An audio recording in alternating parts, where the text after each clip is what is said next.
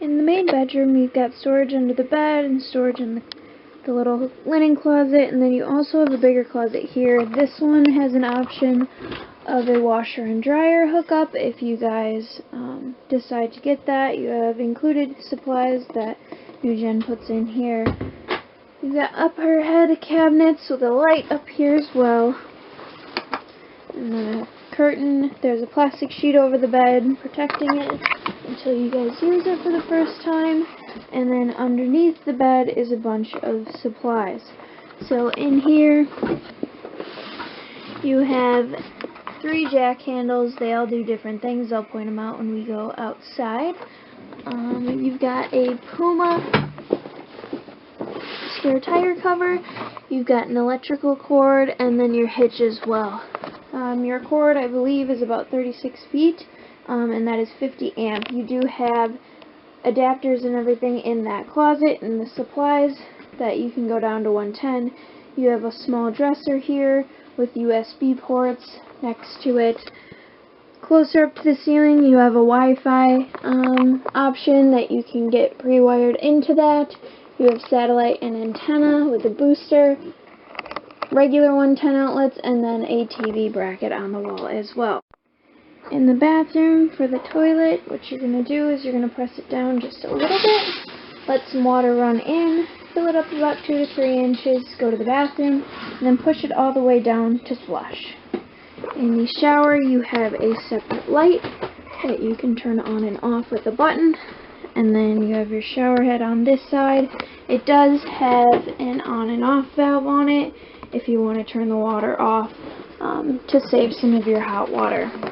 Over by the sink, you have a soap and toothbrush holder up there, and then you've got your lights here, and then your fan button as well. With your GFI outlet, if the yellow light's glowing, nothing's going to work, so you'll push that in to reset it. Make sure everything is good. When you're having your trailer in transit, make sure that this is locked in place, just so it doesn't slide around while you are driving. Starting over here is your convenience center. It's got a bunch of different things that it does. So it's starting at the top. Here is your water pump. This you will use if you fill up your water tank outside. If you are hooked up with a fresh potable water hose, you are not going to use that. You're just going to be using the pressure from the hose. Your water heater here. Your DSI fault light's going to turn on when you do that. That's just showing you that you're turning the water heater on. It's going to turn off when it tries to light, but if it fails to light, it's going to turn back on. So that's how you do that. Your porch light and your awning light are both on opposite ends of the switches here. Both of those can turn on and off. There's LED strip lights that go all the way along the awning, and then there's a separate little light that is out there. You have a light here, which is for your island. The third switch in here, the second for the lights, is for the pendulum lights. Your third one is going to be for your main cabin lights. So that is what that does. These down here are going to be for your awnings, or for your awning and your slide room. So this, all you have to do is extend and retract. You do have to hold the button in, so extend and retract. Your slide rooms, this first slide room here is going to be for your bedroom, but this one, the second one, is going to be for your kitchen slide, and then this third one is going to be for your sofa slide here. The kitchen table has to be in the down position in order for that to work, so that's what the blue tape says here. Right inside the door here, you'll have your breakers and your fuses. They're all in here. They are all labeled along the side here and over here. These are regular auto fuses. There's nothing too fancy there. They will have a light that turns on underneath them if one gets pulled out or it breaks or pops or anything like that. You will be able to see that, and then obviously with your breakers, they're just going to be in the down position. So, just like that. There's a fan behind that that is going to blow. You will hear that. There's no way of turning that off. That's just for keeping the heat under control that's in it. Over here, this is your LP and carbon monoxide detector. This is going to detect the LP from your stove or carbon monoxide buildup. This is also going to detect if your battery is getting too low. So if you don't ever go and check on your monitor panel to see the voltage of your battery, you'll be able to know once this starts going up. Right inside the door around the corner, you have your furnace and AC controls, so those are here. How you use this is your system controls are all down here. All the way to the one side is cool, one over is fan, the next one over is off, and then all the way over to the right is heat.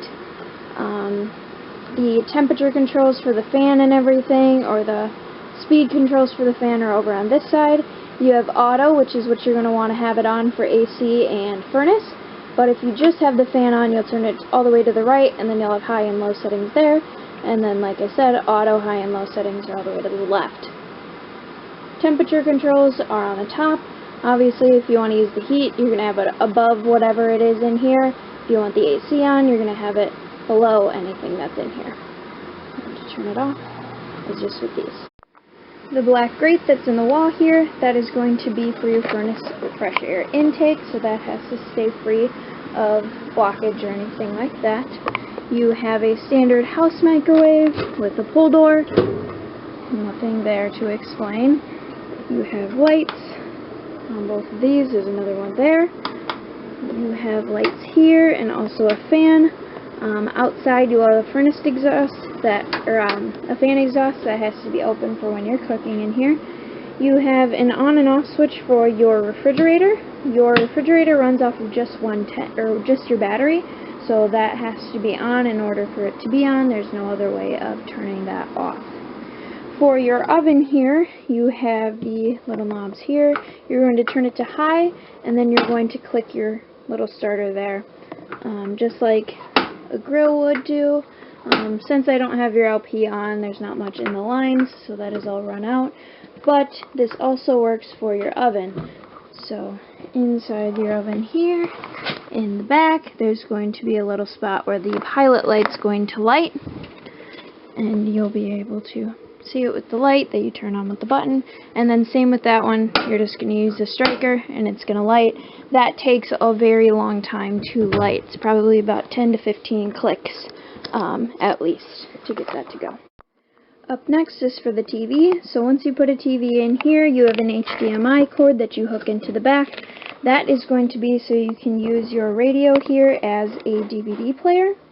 So to run this, you've got power buttons and everything like that here.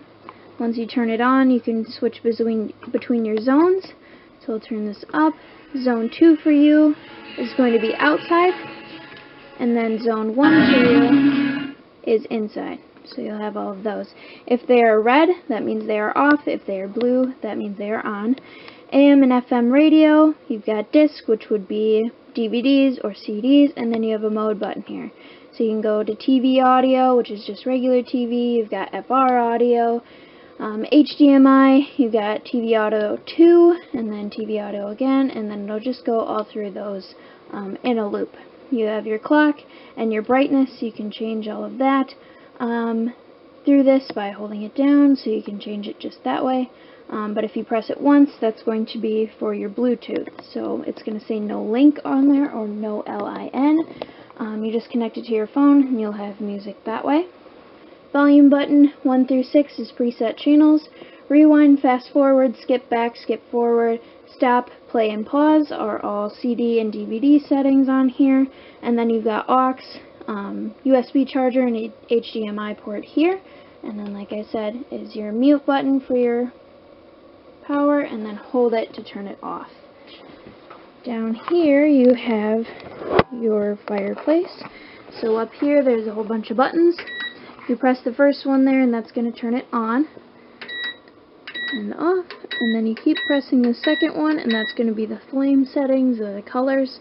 You'll press it again and that's be high or low. That's going to be your heat settings. If you have it on 00, it's just going to be for looks. The next one is your temperature, so that's in degrees Fahrenheit. And then the last one is going to be a timer, so you've got a whole bunch of options there. And then power. For your sofa here, I'm going to show you in little segments what it will look like as you're taking it apart. So this first one is just for the couch setting. The first step is to take the cushions off, so you can see that here. The next step is to pick up the bottom and pull out the legs. Once you've pulled out the legs from the bottom, you can pull it straight up and out, and it'll look like this. Next thing to do is just fold down the back. To put it back up, all you do is push up from the bottom. To put the couch back up, all you have to do is bring it up and in, pushing the feet down like that. Last thing to do is to add the cushions